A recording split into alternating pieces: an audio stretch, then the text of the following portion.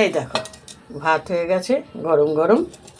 আর কি রান্না করেছি দেখাচ্ছি তোমাদের। এইটা করেছি, রুই মাছ করেছি, পাতলা করে ঝোল করেছি পেঁপে আলু দিয়ে। শরীরটা তো ভালো নেই, তাই পেঁপে আলু দিয়ে করেছি। আর এটা করেছি খারকুন পাতা বাটা, তার উপরে নুন আর একটু সামান্য তেল দিয়ে রেখেছি। আর এইটা করেছি বেগুন পোড়া। বেগুন পোড়াটা মেখে রেখেছি, তার কারণ আমি রাতে রুটি খাবো বলে বেগুন পোড়া করেছি। কারণ আমি না, সত্যি কথা বলতে তোমাদের, আমি ভাত খেতে পারি না রাতে, খুব কষ্ট হয়।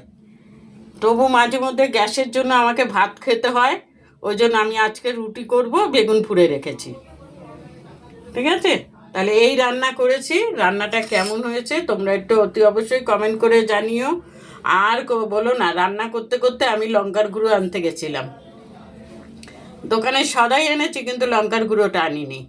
তাই এই যে এই মাছটা একটু বেশি ভাজা হয়ে গেছে। যাক গিয়ে আমি তো খাবো,